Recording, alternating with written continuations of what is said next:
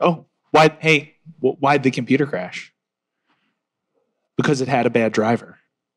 Hi, my name's Sean Sposito. I'm an analyst in fraud and security at Javelin Strategy and Research, and welcome to Enigma Interviews, our series of long-form conversations between folks both within the security community and within adjacent communities.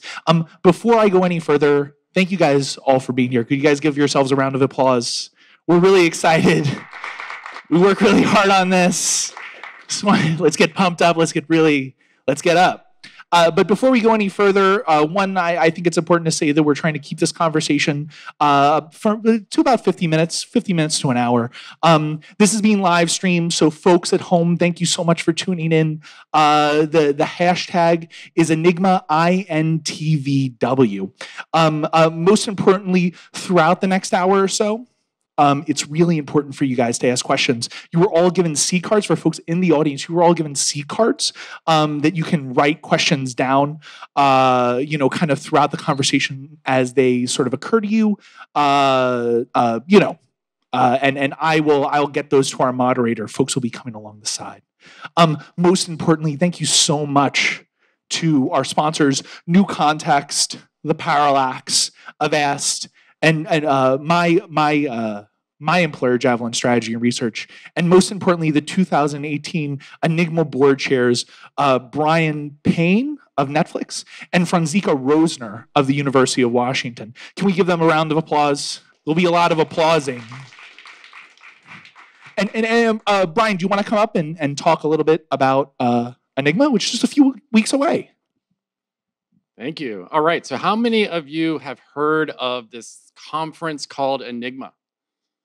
A few hands. Thank you. That's great. So I'm just here to give a quick plug for Enigma. Maybe if you haven't heard of it, or if you have and you just want to learn a little more. So Enigma, it's a security conference. This is obviously an event that sort of stems out of there. We really try to focus on inclusion and diversity and creating a safe place for talking about all sorts of interesting security topics. I think if you compare it to other security conferences, some of the things that distinguish it, you will find that the talks are sort of like TED Talks. They're very well-rehearsed, very high-quality talks. They tend to be very engaging and give you sort of things to think about in the years to come, as opposed to sort of like one little nugget takeaway. You'll be pondering these ideas for quite a long time. It's also really interesting because it's a good mix of academia, government, and industry that all show up. So you see all sorts of interesting people there, and you can really collaborate and get some fun ideas. So the conference this year has a really wonderful program. The program's already online, so you can go check out and see what the talks are going to be. As you've probably seen on these slides flipping through here, the conference will be in January, and registration is open, so I certainly encourage anyone who's interested in coming to attend. It's down in Santa Clara, so it's just maybe 50 or 60 miles south of here. So if you made it to this event, you can probably make it to that one as well. I think that's all that I have, so I'll hand it back over. Thank you. Thanks so much, Brian. Appreciate you. So every year, globally, millions of people die in car accidents, and the specter of connected and autonomous vehicles kind of create the promise that won't be so in the future. But with this innovation comes new risks, both regulatory and security challenges. Here to discuss those challenges, it's my incredible honor to welcome Seth Rosenblatt. Seth is the editor of the Parallax, and please clap for Seth. He's really shy. Seth has been working in online journalism since 1999 and began covering security and privacy for CNET in 2007. You founded the Parallax in 2015. Stefan Savage. Stefan, please come. Stefan is a recent winner of the MacArthur Genius Grant Award. What is that like to be a genius? That's fantastic. Wicked. You were a professor of computer science and engineering at the University of California, San Diego, and your research interests lie at the intersection of computer security, distributed systems, and networking. And finally, Deirdre Mulligan. Please clap. Please clap. Please clap. Deirdre is an associate professor in the School of Information at UC Berkeley, and you were an associate professor at the school and a faculty director of the Berkeley Center for Law and Technology. So listen, thank you guys so much for coming again. I really appreciate you. Goodbye. Thanks, Sean, for that intro.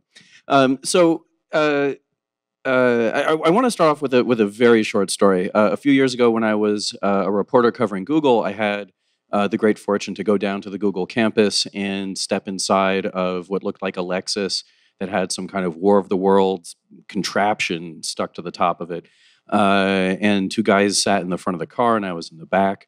And the car drove itself down through the streets of Mountain View. And at one point, it came across a bicyclist who was in the bike lane, and the car made a decision to scoot over just a little bit more in its own lane. And I thought that was remarkable that even back then, the cars were able to make those kind of judgments. And so I'm curious to hear from Stefan and Deirdre where we're at now with connected cars and autonomous cars and what the differences are. A little bit of level setting. Sure, I'll take that. So it is on. It says on. You know, us geniuses can figure on. Someone could fix the level. So connected is simply that your vehicle actually is going to interact through some wireless mechanism with other devices out on the road or with the infrastructure. And so pretty much if you bought a car in the last 4 or 5 years, it is a connected vehicle of some kind. And it may be that it's, part of the way it's connected is to your own personal devices, things like Bluetooth is internally connected to its various sensors. But then a lot of these things now have reach-back capability with telematics so that you can report that you have a crash and that first responders should be alerted that there's traffic upcoming. So that's, I think, what we typically mean when we say connected. We'll sometimes also talk about cars talking to one another in future collision avoidance scenarios or for what's called convoying, where you have a set of trucks together trying to get better efficiency by being one right behind the other. That's separate from being autonomous. And what do we mean by autonomous cars? So autonomous means that you don't have to be driving them, that they will drive themselves. And the Society of Automotive Engineers has created a classification scheme from level 1 to level 5. And 1 is, the car I have, which does nothing. And 2 is, it'll do some limited stuff like tell you if you're going out of your lane. And 3 gives you partial. So this is like the Tesla autopilot. It will drive, but if it's not quite sure, it's going to say, no, put your hand on the wheel. I don't know what's going on. And then level 4 is in a limited set of circumstances on certain roads and so forth. It's complete autonomous driving. You don't need to do anything. You don't have to be prepared to do the switch. And then level 5 is, go to sleep in the back. It can do anything anywhere. And how far are we from 5 at this point? No one has anything that is close to 5. So, and I think it also depends on how often does it have to do that, right? So you can go, everyone who drives test autonomous vehicles, for example, in the state of California, is required to register. And we have 40-some companies in the state of California who are testing such vehicles.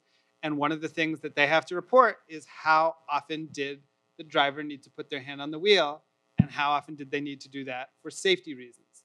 And so, for example, some of the longest running cars, which are the ones from Waymo, Google, they have it down to maybe between 0.1 and 0.2 events per 1,000 miles traveled. All right, so that is how often they're going around that someone needed to grab the wheel for a safety-related reason.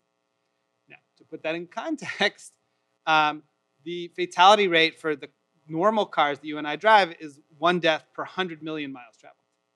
All right, so to be safer than our normal cars, with us driving them, we would have to get to a point where an accident that could cause a fatality is significantly less frequent than 1 out of 100 million miles traveled.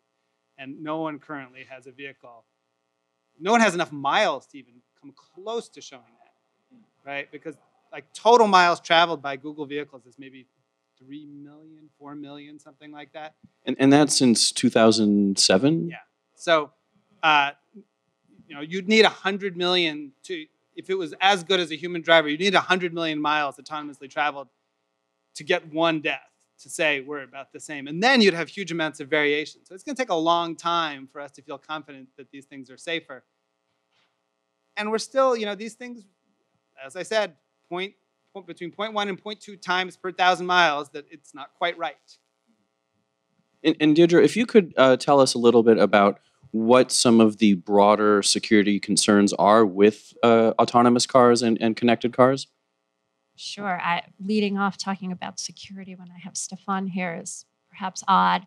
But because we were talking about connected cars, right? We now have cars that have lots of computation on board, but they also are opening themselves up either internally to the devices we have in the car or more and more to things like calling home, right? Being able to report information back home. And as with other Internet of Things sorts of devices, right, that new attack surface, particularly in industries where there hasn't been as much attention to cybersecurity, right? Lots of attention to safety, but not necessarily the same level of expertise as we might see in some other industries where security and particularly motivated adversaries have been a more constant piece of the external landscape. We have some catching up to do. And Stefan has been, a leader in looking at some of the security risks of that increased kind of attack surface and how that changes the kinds of threat models that we see. Actually, just to add something, just concretely, so people have a sense of this, there have been 3 publicly demonstrated complete remote takeover of connected car platforms. There was the group my group between UCSD and the University of Washington that did it on the GM OnStar platform in 2010. And then there was Charlie Miller and Chris Valasek on the Fiat Chrysler platform on the Jeep, which they did, I think, in 2015. That's right. And then just this last summer, there was a group out of China that did it on the Tesla. And these are remote, arbitrary distance, sight unseen, and do anything you want. Turn off the brakes, speed the car up, whatever. And never had physical access to the cars. Zero physical access in advance or at the time. And so that is the systemic risk that you get from connectivity. I mean, I think especially for consumers or people who aren't too familiar with connected cars, the idea that you can hack into a car remotely and disable it is terrifying. Certainly, as a motorcyclist, that's the last thing I want to have to deal with. But who are the people besides security researchers who would be interested in hacking cars remotely in the first place? So that is an interesting question. Who was interested in hacking Facebook? Yeah. Is hacking Facebook the same as hacking a car? No. In terms of adversaries? So there's a long discussion, though, because there's a lot of different motivations one might have. So right now, I'll tell you who's doing it, is car thieves. Right? We have made immobilization technologies sufficiently advanced that if you want to steal a luxury vehicle, this thing you see in the movies where you go under the dash and twist some wires together and you hotwire it, that does not work. So the only way you're going to steal one of those cars today is you have a little dongle that you're going to shove in the OBD2 port underneath the driver's side, and you can buy them in Russia or Mexico online, and that will basically hack in and disable the immobilizer so you can steal the car. And so they're doing it because there's a financial incentive. Now you might ask, who would have an incentive to do things that are not financially motivated? It depends. I think I'm not a big believer in kind of the bombastic assassination by car. I don't think that's a cost-effective way. But look, if you ask me what is the most reasonable scenario in which this gets used in anger, it's some group, let's pick Anonymous, for example, thinks it'd be really funny to take all of the BMWs and Lexuses in San Francisco and brick them so they don't start. And I think would think it's really funny. And the barrier to doing that has been going down over time because more knowledge is out there. A bunch of the people who work in this space have released their code and documentation. So there's less that you need to learn from scratch. And frankly, breaking something requires much less knowledge than making it do something. So I can totally envision someone as a form of cyber protest just destroying a bunch of cars. And then you have scenarios where if you have someone who's very high value, it becomes interesting. So who currently leads on securing cars? So neither of us make cars. Right. All right. So yeah. And I also, without being inside, security is both there are certain things that I think as a researcher, Stefan is able to look at, and then there's also kind of the processes around security, and those Sure. are often really hard. When you think about, a product, you can think about it as a search good, right? Like, what can you assess from the outside? I can see the color of the car. I can understand a whole bunch of things that allow me to know that I want this car.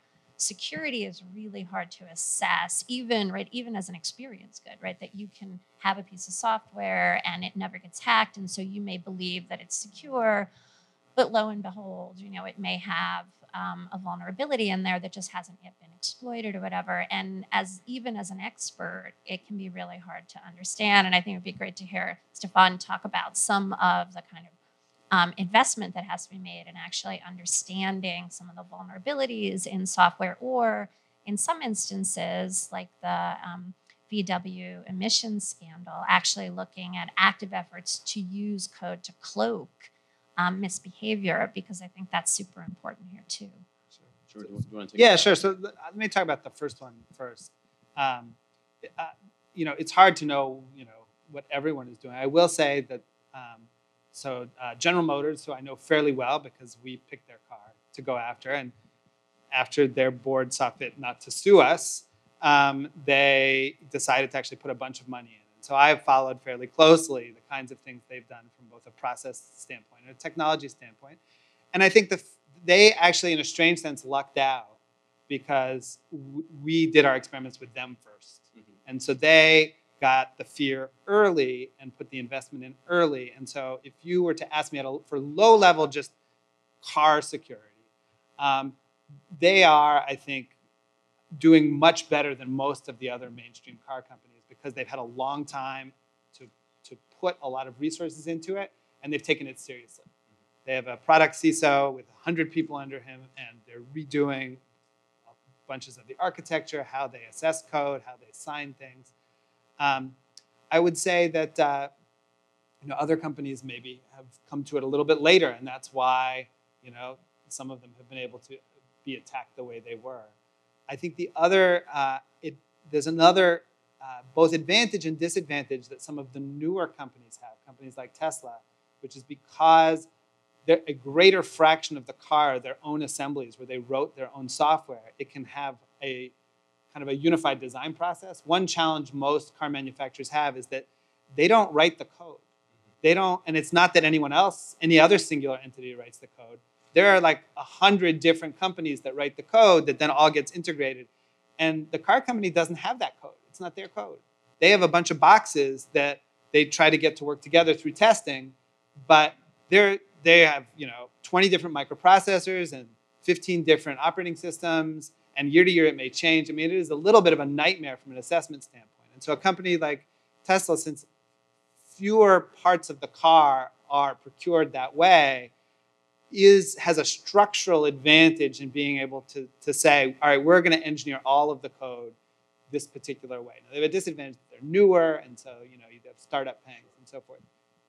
It sounds like a lot of what you're describing that's happening with cars right now is happening in a microcosm of what's happening in software in general. Issues with securing software that's been made elsewhere and being used in a device that it may not actually be intended to be used for, or maybe not in the precise way that it was intended.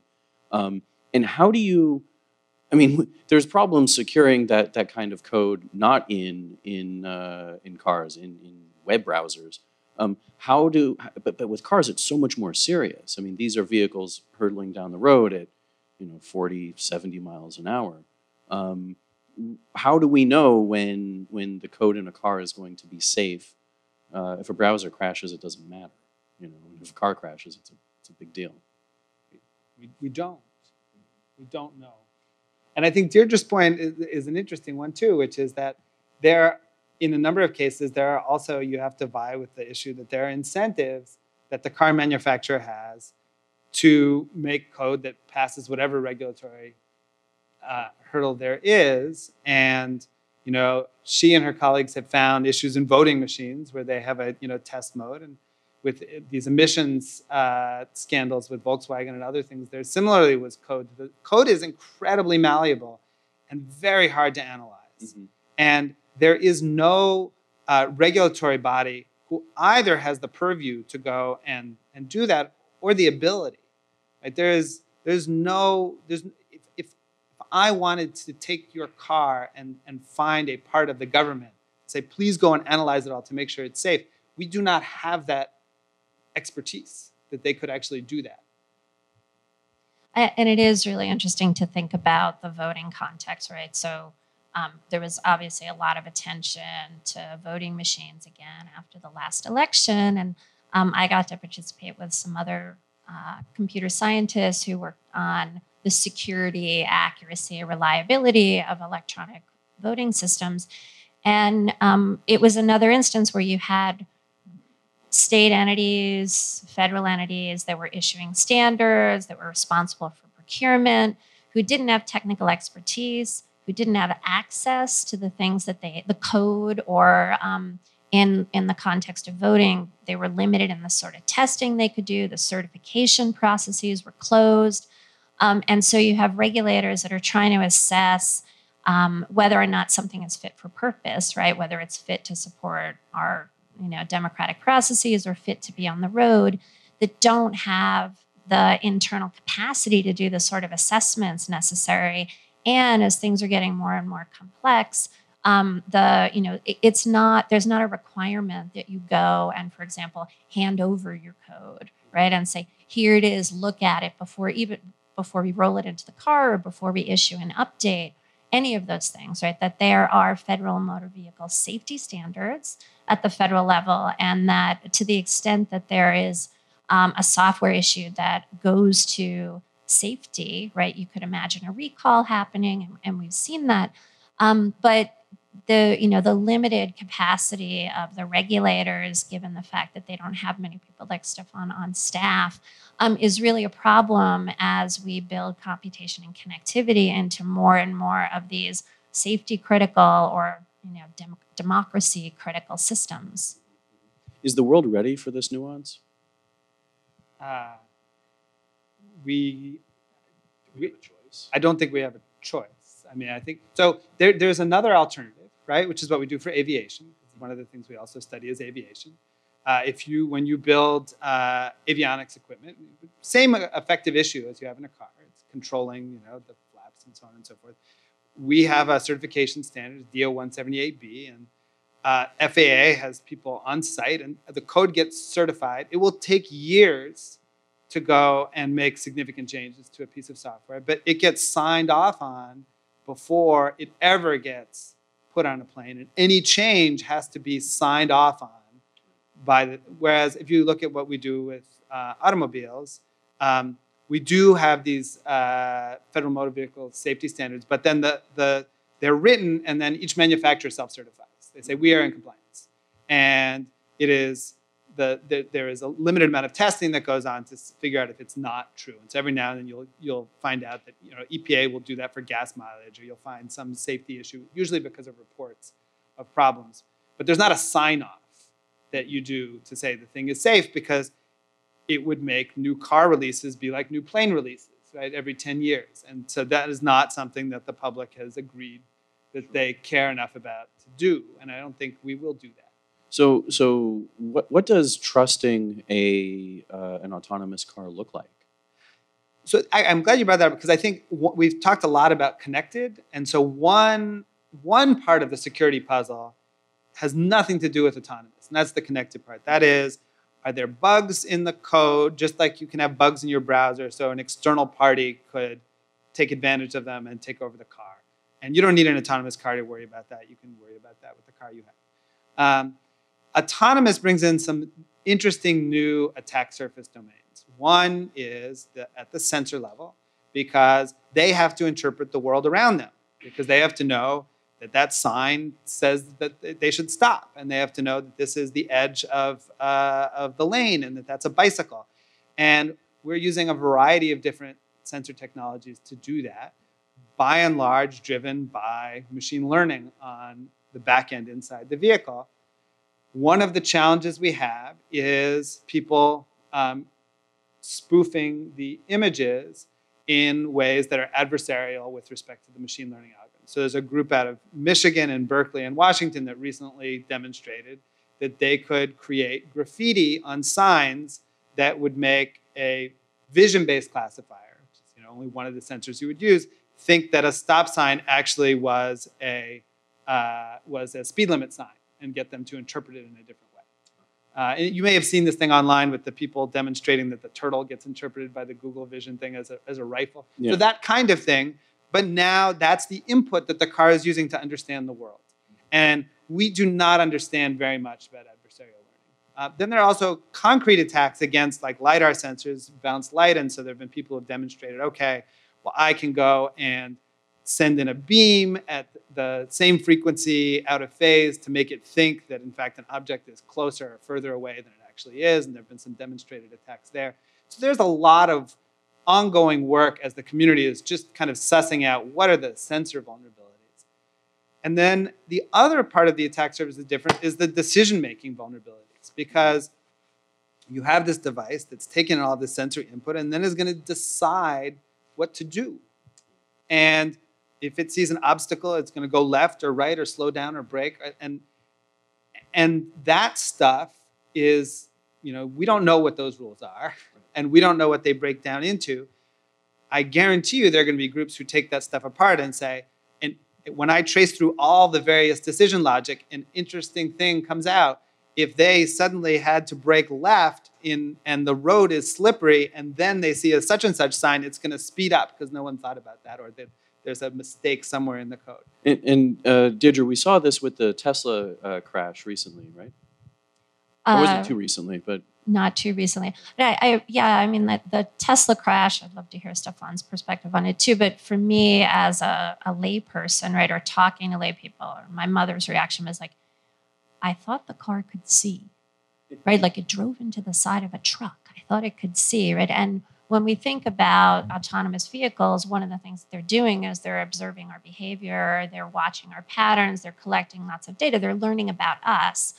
But what we see people focusing on much more now, not just with autonomous vehicles, but generally with machine learning systems, is that humans who are relying on these things need to understand the assumptions and limits of the models. Otherwise, we get into all sorts of trouble, right? And if you understand that the way the car, quote unquote, sees is based on this array of sensors that don't perfectly match up to the way in which you see. So it may recognize things that you don't and be able to respond more quickly than you can in certain circumstances. But there may be some particular failure modes that you might want to be really acutely aware of if you want to kind of safely hand off responsibility with your third tier autonomous. And this is a place where I think maybe we do disagree, because I think all of the evidence on this has been that the handoff capability is a disaster. And so if you go back and look at all of the evidence from aviation, where we now have increasing levels of autopilot, the lack of situational awareness has meant for pilots that when things are wrong and they suddenly have to take over, they are incapable of dealing with what's going on because they don't actually know what the state of the system is. And so most of the car companies, perhaps Tesla accepted, is skipping level 3, because the trade-off, when you talk to the engineers, they will say it is so much easier to build a self-driving car than to build a car that drives with a human some of the time. Because now you need to understand what the human understands. And in fact, they believe that you're taking care of it, and all of a sudden you're not, and you're in deep trouble. So I don't know that we disagree so much as I think that is partially where we are right now, right? Is that humans are relying on like the Tesla, and I've heard other stories of people driving and having accidents, and they're relying on the car to do things that they've been warned and told they should not be relying upon it to do. And the engagement that the design of the cars is trying to generate from the human is failing. Right? And in fact, I think the way it gets used is at a certain level, it's an escape. We actually don't know what to do, so just you beep, and then you say, well, it's not my problem. But the reality is, look, incredibly well-respected researchers, I mean, some incredibly well-known people I've respected my entire life have Teslas and tell me these stories about how they put weights on the wheel for drives from Southern California to Northern California because they want to be able to lie down, and it's just nuts. All right, and these are really well-educated people. These are technically Are they wearing crash helmets? super savvy people. Armored suits? And so I think that this notion that you can expect that people are going to be able to take over is wrong. But it is kind of where we're living right now. And you know, Stefan mentioned the disengagement reports, right? And so anybody who's testing an autonomous fleet in California, one of the things that you have to do, in addition to having certain kinds of people who've been trained to be in those vehicles, not driving them, right, is file these disengagement reports that explain the conditions under which, and in particular, the sorts of things that caused the car to basically, I don't like to think of it as a handoff, as a throwback, like, okay, it's your job right now. And some of those are super interesting reading because, as Stefan said, they've found in aviation, you'll have an example like this where the car is driving along and there's a green light. However, the car senses that there's a vehicle coming perpendicular to it that doesn't seem to be slowing down despite the fact that they have the right of way, and the car starts to slow down and the person seizes control and speeds up and gets T'd. Right. And so the question of like situational awareness, and sometimes that handoff point, the interaction between the human and the machine learning system, the autonomous system, is the point of absolute fallibility. And there's this interesting thing that most people, when people think about autonomous driving, they think of it as an algorithmic problem. Like, get this input and I stay on the road or not. But there's a social component to driving account for that actually creates a bunch of challenges. So you will read all of these reports where the car will stop and there'll be a pedestrian, and the pedestrian will say, we'll do this, and the car does not know what this is. That is not something they have been programmed to deal with. Or there's eye contact from the other driver, and they say, go ahead, and nothing happens. And similarly, after there's a crash, there's first responders will come and direct traffic, and there's all these ways that we actually are interacting with other people in doing this, and they're not necessarily prepared to deal with cars, not autonomous cars. And then I've heard, and I have no personal experience, but I've heard from people that, particularly in the Bay Area, that some people have had to make their autonomous cars more aggressive because there are people who see the autonomous cars and are angry because of, whatever, the price of real estate out here. And they know the car is going to be conservative, and so they just kind of edge it off the side of the road, and it will go off the side of the road. You can get in front of it and stop, and it'll stop short. And you know that you will always win. You can take out your aggression against a robotic car because it will always stay safe. They're never going to get out and like beat you up or anything like that. And you laugh, but I guarantee you that a lot of these things, whether it's the pranks with the graffiti or just like slowing down next to it, that people are going to do this as a form of social complaint. And if certainly, if teenagers could make a bunch of the cars just stop, they will do it because it will be funny. Before we get too far away from the level 3 discussion, I'm just curious, is there anybody besides Tesla that's exploring sort of the level 3 situation? Not that I'm aware of. I mean, look, there's so many companies in this space. There are like 200 companies. So I'm sure there is someone. But I'd actually like to highlight the other side, which is if you look, for example, what Ford has done. Their model has been, okay, we're going to try to deploy a self-driving car soon, but we understand that there are a lot of issues. We're going to shoot for level 4, and we're not going to sell to consumers. So their model entirely is that they're going to sell fleets to like a town or a small city. They're going to regularly send by their cars that are going to do these LiDAR measurements of everything down to a centimeter. That gives them an up-to-date model of everything that is there. If anything, so that they control everyone, they get to update everyone, they get to maintain everyone. If the conditions are bad and it's not working well, they can send out drivers because the entire thing is an on-demand fleet service. And so this is their way they're hedging some of the safety unknowns, which is to say, we'll control the entire thing and we'll monitor the entire thing. And we have fallback provisions in place if it's not working right. but we're going to offer it as a service in very limited fashion because we don't feel comfortable that we think we can field a car that can handle anything, anytime, anywhere. One of the things that I find really interesting in this discussion is the issue of who's responsible, especially because the history of software is that software companies are generally not responsible for their products. And car companies generally have been, and they've been subject to recalls. And we saw after the Wired story that there was that big recall. And I'm fascinated and curious and a little scared to think about what's going to happen as development of autonomous cars proceeds. Where are we in sort of figuring out where car maker and car software maker and driver liability should be? So the question about when we think about software on your computer, right? We know that it often always comes with some sort of terms of use that basically limits the liability for damage that might happen, and that has created some perhaps disincentives to address some of the security concerns and other reliability issues, et cetera.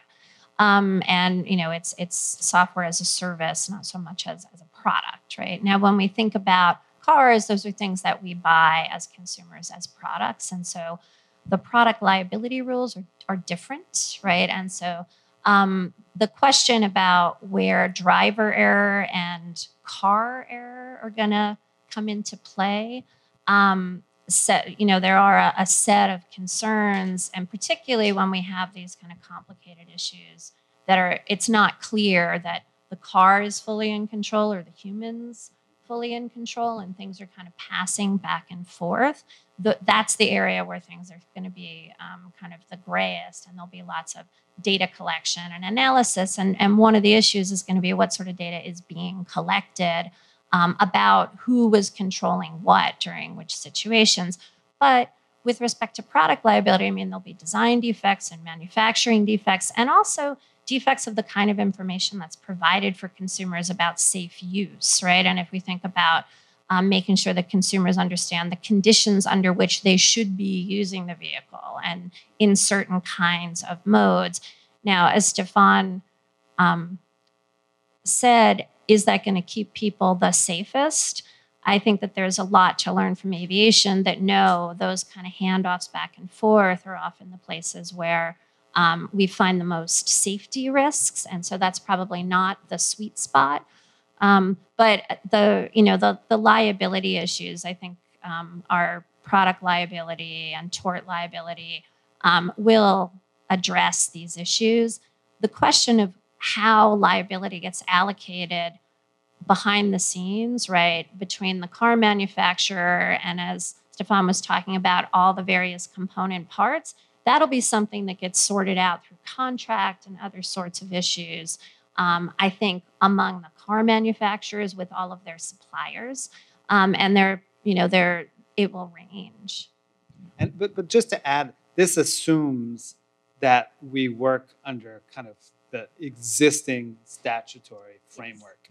There is certainly a move afoot, particularly given the current administration, to consider tort reform around this space the same way we have for aviation and nuclear power plants, which is to carve out a safe haven relative to this particular category, with the idea being to encourage deployment of autonomous vehicles by reducing the liability risk of fielding one of those. Remains to be seen what happens there. Are either of you in favor of that? So, if you take aviation, right, that the different liability rules are also premised on lots of different sorts of oversight and testing and review. And so, it's hard to say what one would be for or against without viewing a kind of comprehensive scheme. And, just when we're thinking about the safety improvements that we might see from level 4 or level 5 autonomous vehicles, which I think everybody assumes, right, would materialize because drivers, cars are not going to be drunk. Cars are not going to have road rage, as Stefan said, right? There are certain sorts of things that humans are prone to that machines won't be. However, it's not, I think we actually need data that a lot of the cars that are being tested today only operate under certain conditions, right? They say, well, our vehicles only are on the roads when they're dry, or they're only on the roads during daylight hours, or they're not on the roads in certain sorts of conditions, which means that we don't actually have a fair comparison of data yet, right? And so, but if you imagine an environment where you have a lot of data, right, and we know that cars are going to be safe under these sets of conditions in autonomous mode, and that it actually is going to reduce traffic fatalities, and we have confidence in the code that's being deployed in those systems, and we understand that cars are going to interact with each other in successful ways. Like, we haven't even talked about the fact that when we think about autonomous vehicles operating in mixed systems with humans that might be acting antagonistically, pedestrians that are unpredictable, like there's a lot of parameters there, right?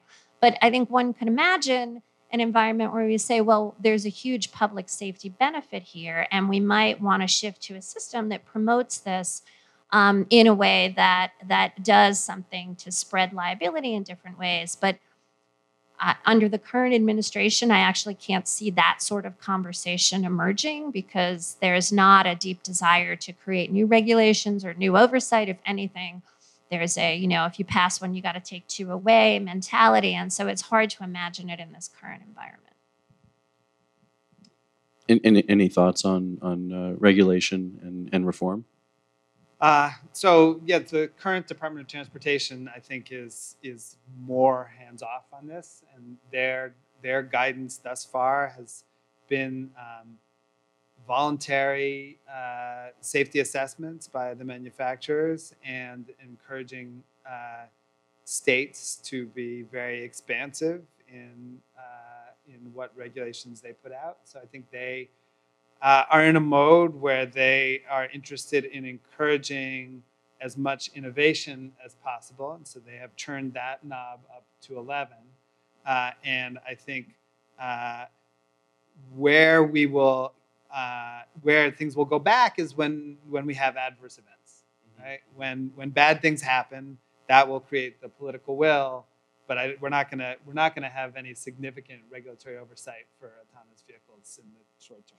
Yeah, and I think it is super interesting to look at. So the automated vehicle policy that came out under the Obama administration, in coordination between the White House and the National Highway Transportation Safety Administration, was super interesting in a bunch of respects. One, it was talking about extending some of their regulatory capacity, bringing greater kind of collaboration with outside experts so that they could beef up their security and cybersecurity expertise. They also, for the first time, at least that I've ever seen, they said they wanted to have an open public participatory process to basically look at the ethical frameworks that were going to be embedded in the machine learning algorithms in autonomous vehicles.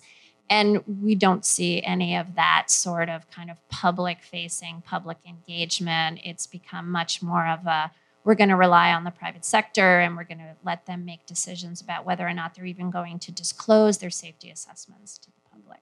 Now, one thing to remember is that this is a worldwide market. And so the United States is not the only place that is going to assert conditions that are going to drive how this goes. So on this issue of ethics, the German Ministry of Transportation, I believe, recently basically had convened a committee to come up with a set of ethical guidelines, and are quite in depth for autonomous vehicles about all the things that they can and can't do. And among the things that was interesting was they basically said that there is no way to encode moral choices in a piece of code in a way that is defensible.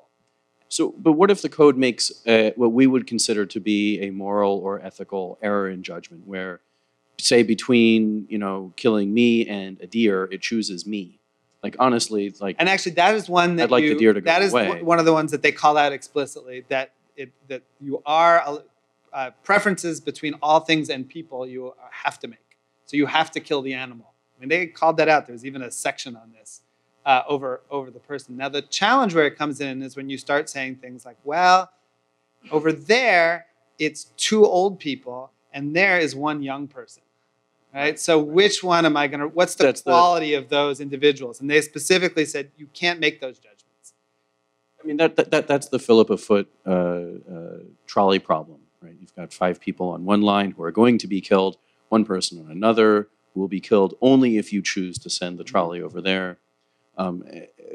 But saying that you're not going to make that decision doesn't, I mean, how does that work with a car that's coming at you? That is a great question. I think what they mean by that is you cannot codify it. You cannot say in code, here is our policy is that we kill the old people.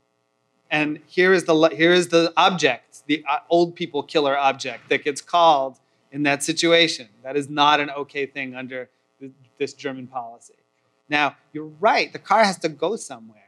I think, look, the challenge is that when we understand that drivers are going to make choices that are both moral choices and legal choices, and we understand how to hold drivers accountable, and those moral choices and legal choices may be at odds with one another.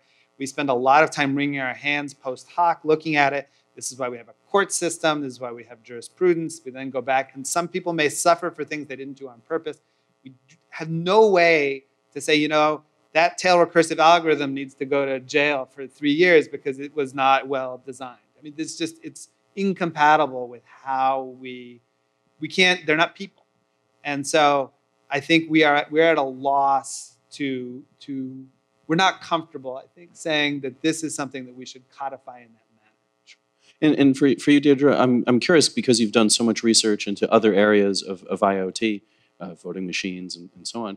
What can the autonomous car and connected car developers learn from other areas of IoT, mistakes that have been made or advances that have been made that may help inform decisions with cars? I hate to do this, but I want to actually talk more about what Stefan Sure, was just we can come back to that one. That's fine.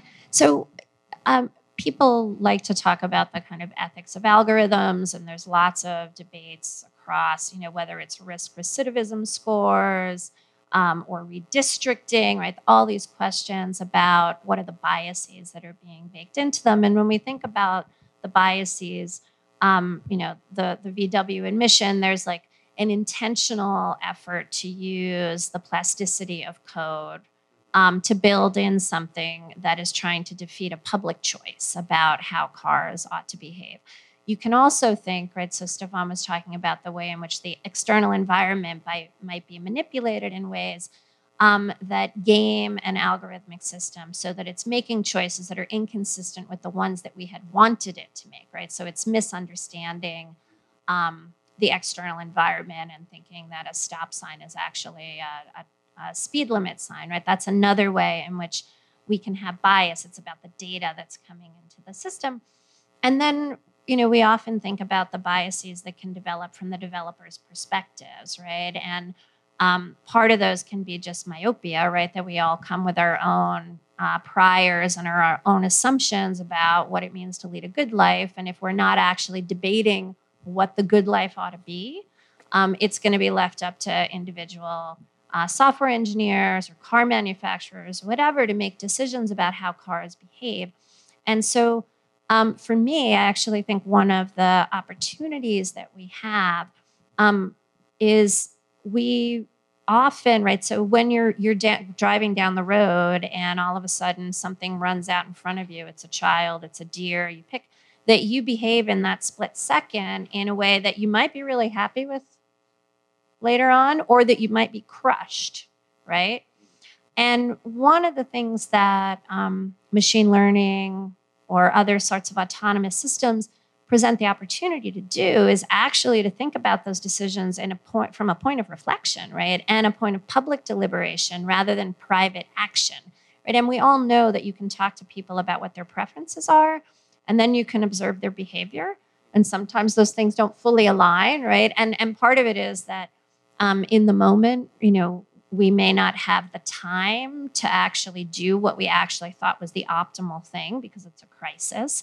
But it also maybe because We suffer from a whole host of cognitive deficits or biases that influence our perspective in the moment, right? And so while you can be like very sympathetic to the desire that's expressed by the committee in Germany not to make choices, certainly to prefer certain kinds of human life, we have to reckon with the fact that the machine learning algorithms are going to be making decisions and they're going to have to interact collectively, right? It's not one autonomous vehicle, it's a whole bunch of them.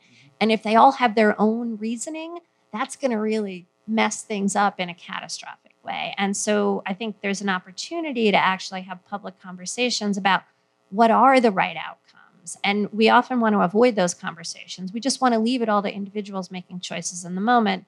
And depending upon how things play out, one could actually view this as an opportunity for a different kind of moral engagement. But so this actually reminds me, there was this study that got done recently, I think out of Davis, where they went and they interviewed a bunch of people about these questions.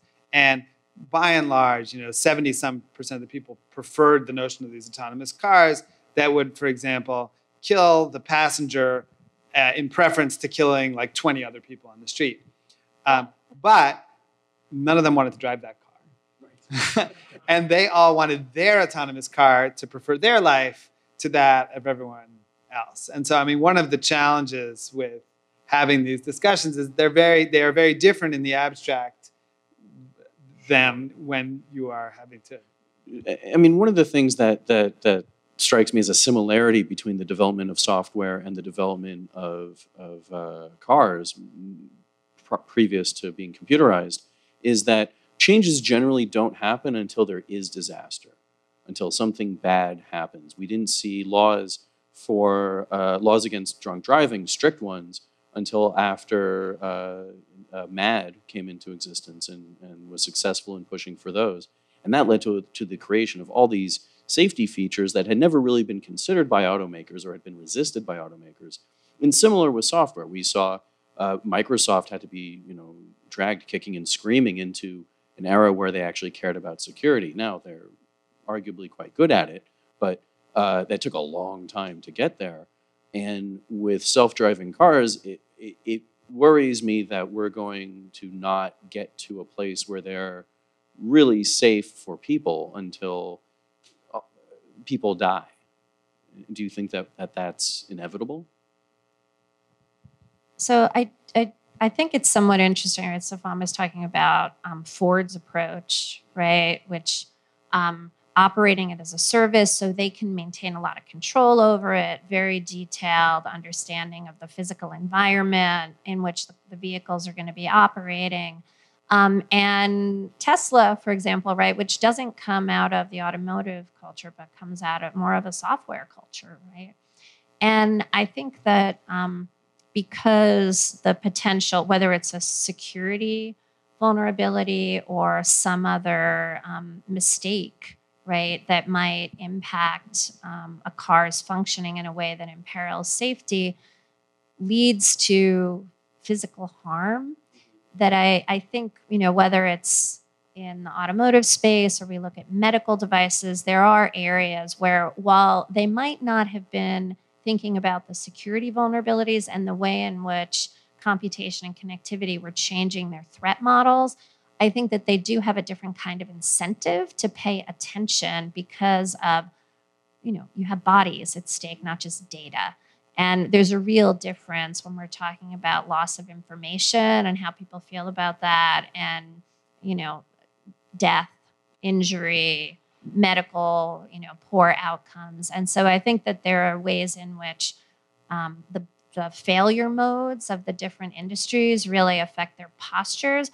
But I do think that the security issues, because there is a lack of deep expertise, there's been very spotty and uneven learning curve. I think there's also, this is not unique to automobiles, but security technology gets monetized really only by two forces. Right? One is bad guys.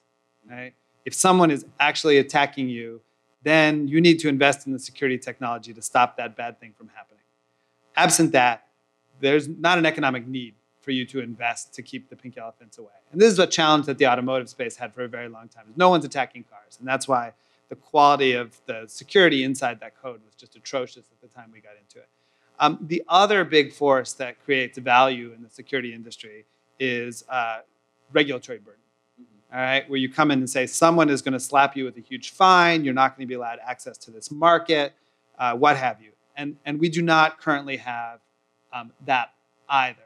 And so I do not doubt that all of the car companies are interested in security and cybersecurity for their vehicles. I think they vary how seriously they take it based on how close to an existential event they've had. But by and large, absent something that shows up on the books as a cost, you can only afford a certain level of investment. This is a challenge. Imagine you are running a company. How much of your budget should you put into securing this, given that we have no actuarial data about how much you need, right? So should it be 5% of your budget, 10% of your budget? And these things end up being informed by cost. So like when we did our work, GM had to deal with this question. How much should they invest? And they ended up coming up with a model based on the loss of market share that Toyota had from the unintended acceleration debacle and how much it would cost in marketing to get that back. Once Charlie and Chris did their thing on the Jeep and there was a recall, now it sets a different cost structure, right? Because we have a rule of thumb is about $250 per car in a recall. And so now this thing was, whatever, $350 million charge. But those are the things that end up driving the investment. And this is true of every technology. Until a technology becomes commodified, the interest in investing in security is secondary because you are trying to establish a new market. Everyone is running fast. No one knows what innovative feature is the thing that is going to allow them to get the market share before whoever goes first takes over this entire thing. And so security is not going to be the front burner question because nothing forces it to be. I mean, one of the things that I think really stands out is that, especially in America, but around the world, there's been a nearly 100-year, more than 100-year history of developing car culture. And I'm curious to hear both of your thoughts on how this entrenched car culture is going to interact with widespread autonomous vehicles, if at all. I mean, well, so look, one issue, so one of the dreams around autonomous was that you are going to basically transform how car ownership works, that it's not going to be individually owned. You have fleets. It's basically, Uber and Lyft becomes a way of life, and you just call for a car when you need it. And that requires us to have less cars and less pollution and so on and so forth. That works fine in the urban core. Potentially works fine. It may not work as well. It'll work much better with younger generations who have grown up with it than older generations. But it is not going to work in rural America, which is a big chunk of the country. Right? There's just the economics don't work. All right, so you're already going to have this disparate, notion of is a car a service or is a car a product, and that's going to vary. But then you're right. There's a class of Americans who, if you tell them no, you don't get to drive anymore, they're going to say as if, right? I like Mustangs, right? I mean that is an autonomous Mustang sounds horrible. It does. It ruins the entire, whatever you got out of driving a Mustang. It was not that it was autonomous. And so I think that I think there's a generational aspect to this. And this is, in fact, part of the reason you get into the connected car to begin with, because the current young people are actually not buying cars, which is the thing that has freaked the auto industry out, which is why you start adding all of these e-features in the hope that you can bring that market back to the automobile, because otherwise you're in deep trouble. But along with generational, I mean, I would love for there to be more widespread autonomous vehicles because I don't want my parents driving in 5 or 10 years. That would be terrible. And I know, and one of my friends, in fact, I'm sure they feel that way. Yeah, my mom is in the audience tonight. But I think she agrees. And in fact, one of my friends, his parents his dad is unable to drive, and he had to figure out how to. And they live in Mill Valley. He had to figure out how to get a lift to come to the house, pick him up, take him to the hospital, have his dad come back out after his appointment, and get another lift and get him home safely. And all of that had to happen without him being at the house or the hospital. And I think the idea that like these services can become a thing that will impact on people even outside of urban areas is one that will be cross-generational. No, they absolutely can. It's a totally different cost structure, right? So that is a premium service where you're going to bring a car out. It's not that you had one, not that you had 6 nearby, right? That were out by your farm. Yeah, that's sure. not what's going on. But this is one of the many promises that autonomy provides, is that there's people don't need to be able to drive. They can drive in conditions they wouldn't safely be able to drive in. They can do it when they're sick or injured. And in fact, it's not clear, frankly, what licensing means in this era. Like, why shouldn't a 6-year-old be allowed to take an autonomous car somewhere with their parents' permission? They don't have to drive it. Yeah, the autonomous vehicles might open up a whole level of independence for people who haven't been able to have great access to mobility because of where they live, the lack of services, etc. I mean, there's still a cost barrier, right? And I think we'll see some haves and have-nots around that, and that'll partially be about where they're deployed, and that might not be rural areas, but also just about whether or not people have the money to pay for it. I was laughing because, well, I don't view myself as car culture. The only cars we own are stick shift, and there's a Morgan and a P1800 Volvo, and I'm one of those people who does it. I look at a Tesla and I say, why would I want that? I like to drive, right? And I'm certain that people like me are going to be paying a premium for the privilege of driving at some point in the future, because it's going to be riskier, particularly in the kind of old cars we like to drive. And not as efficient. I mean, it's very hard, I will say, having gone shopping for a car recently, to find stick shifts anymore. We have 2 stick shift station wagons. Try finding those. So I'm actually glad that you said that you recently had to go shopping for a car. I'm curious. One, what did you get? But I also want to hear from both of you. If you had to get something close to an autonomous vehicle that's available now, what would you get if presuming the cost of a high-end Tesla or whatever is out there wasn't an issue? Well, I don't think that there are a lot of retail vehicles that are offering... even semi-autonomy? So the things where they tell you about lane assistance, everyone's got this stuff. How good it is, I actually don't know. I mean, that's a great question. Like, whose, early collision avoidance is better than someone else's? And I don't have the answer to that. I think that's going to make it for a very interesting Consumer Reports issue at some point, where they try to crash all these cars into things. But I'm not, aside from Tesla and, maybe there was that Audi, which was making some claims of level 2+. There's not a lot on the road today that you can buy as a customer that'll do this. By and large, these are all test fleets. And I mean, that's, again, I would like to stress, this is not a thing that is like ready for prime time tomorrow, as much as everyone would like it to be. There's a reason why you can't buy it at retail.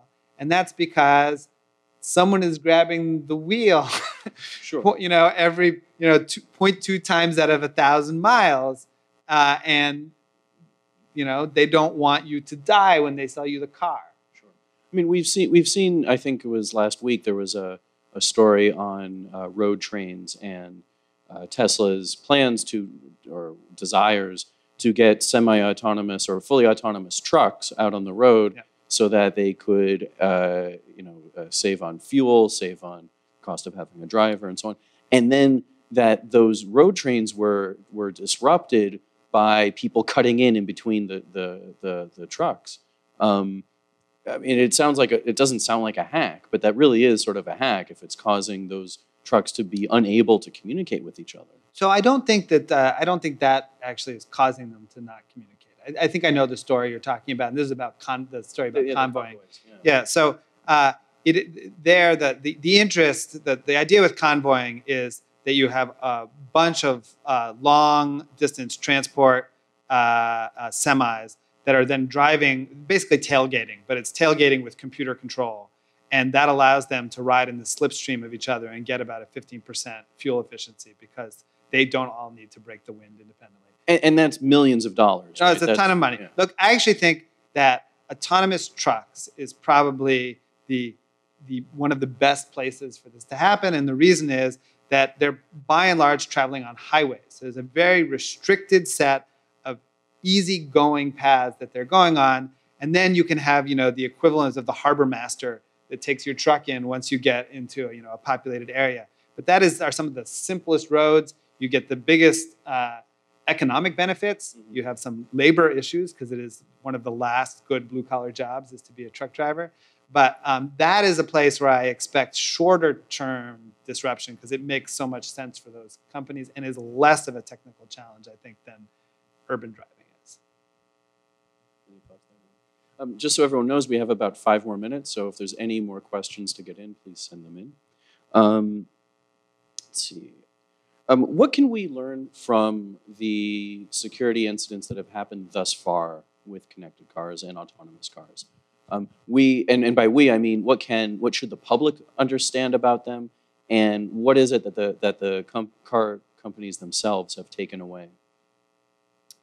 So, aside from theft, I am not aware of any attacks in anger on connected cars, with this one exception in Texas that was kind of a special case with a disgruntled employee who disabled the fleet. But by and large, he disabled the fleet. So it was a fleet service, and they had equipped all of their cars with the things so that they could reclaim their cars if they were stolen. And his parting gesture is he disabled all the cars. They weren't permanently bricked, but it was the moral equivalent of the guy at Twitter who turned off Donald Trump's account. It was his FU moment as he left the company. Ultimately, I think, went to jail. But so I am not aware of any attacks in anger. However, I will say that the companies, certainly between the recalls and the public attacks, have learned that they actually that things like incident response are a thing that they need to have. That security is a post-sale issue. You can't think about it as a thing that just goes in the beginning. That there's been substantial investment in both changing how they do contracting, but then also technologies for doing testing and evaluating. I mean, a lot of it is actually bringing the automotive industry up to snuff with where normal desktop PC software was. And so a lot of that was applying those lessons back into the automotive space. The other thing is that they're gathering a lot more data. All right, and we haven't talked about this that much, but part of what all of these cars are going to end up having to do is monitor your car for anomalies. And all of them, certainly all the autonomous ones, are sending back everything about what you're doing because they're using that to come up with the data to improve how they work. So if you have a Tesla with autopilot, it is sending back every full thing that is going on in order to then go and kind of says, here's what I would have done here, and here's what we did do. And the end result of that is that, in fact, those are ways that we're going to improve. It also means that you now have to treat your car as something that is being pervasively monitored. And Deirdre, this is a great question from the audience. Who owns that data, or who should own it? So right now, if you look at Tesla, for example, all that data is going back to the manufacturer. Regulators have a hard time getting access to it, right? And you might think about the examination that the National Transportation Safety Board did of the Tesla crash. One of the things that they came out reporting is that there should be standards for the data that's being collected about the vehicles, and that there should be standard ways for them to get access to it so they can do the sort of failure mode analysis that they need to do. And right now that doesn't happen. So for consumers, I don't know on all the cars how you can get access or what you can get access to. And I'd be interested from Stefan's perspective. My understanding of Tesla is that I don't get access to my own data, that data is going back and I don't have access to it. I think pervasively, all telematic systems, even outside of autonomous, the data that is being sent back, once you have opted into whatever contractual obligations are involved, it's not yours, right? That is data that is the company is maintaining and has ownership of, and for that matter, it is classic third-party doctrine data. So the government can subpoena it and say, "Tell me, I need to know where Deirdre was driving for the last 3 days. Please give that to me." Now, the question about whether or not that should change and whether or not it could change and whether or not that's the same standard in other parts of the world, all different questions, right? And I think that when people think about their cars, I think, people sing in them. They do all sorts of things that people think. If we think about your home as your castle, I think many people think of their car as their castle on wheels. And so I think that there is an interest in having some greater control over that data where it reflects the behaviors of the human occupants. And some of the data that's being collected isn't necessarily things that I think people would assume was important for understanding events. Whether your radio was on, whether or not you had a phone that was active in the car, but those are the sorts of data that are important from the perspective of doing the crash analysis. And so I think that there's some tension. And when we think about privacy, right, it may be that you have access to the data for certain purposes, right, but the car manufacturers could be limited in how they use it, right, how they repurpose it, et cetera. And as a consumer, I might be able to get access to my data. And that, would still benefit my interests, even if I can't completely control it, right? That there may be multiple parties that have an interest in that information, including regulators. I mean, if you can delete your web browser data, should you be able to delete your car data? But this isn't the same thing as the web browser data. This is more the data of what searches you've sent to Google, because it is not in your car anymore. You have sent this back, and it is being used for the purpose of improving. So it's like right now, I'll give you an analogy to a more banal but more familiar IoT device, like an Alexa or a Google Home. When you say Alexa or Google, that audio then gets sent over to that company, and it is stored there, and it's translated, and they send this stuff back, but it stays there, and they use it to then train natural language models going forward. But it is no longer on is not solely on your device. It is now in their cloud, and it is, only you have access to it to the extent that under contract they allow you to delete it. And last question, how do you support the right to repair and aftermarket mods? This is a really tricky one because I'm very ambivalent.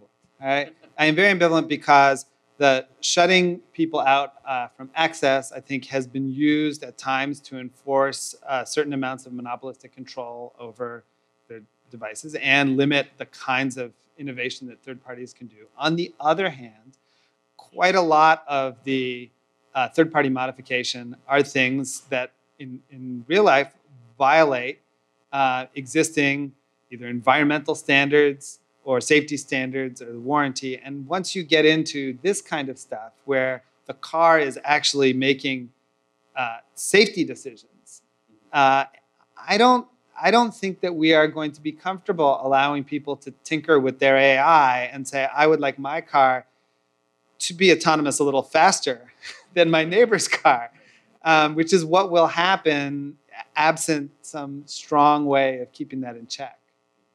Yeah, I think, we have a long history of tinkering and modifying our vehicles, but the safety implications of some of those modifications, particularly when things are connected and they're supposed to be interacting together, and the sort of risk that poses, we think about the externalities, right? And the externalities that are posed by you modifying something on your laptop are potentially very different than the externalities that are imposed on other people when you're modifying things that are safety critical or have environmental implications, right?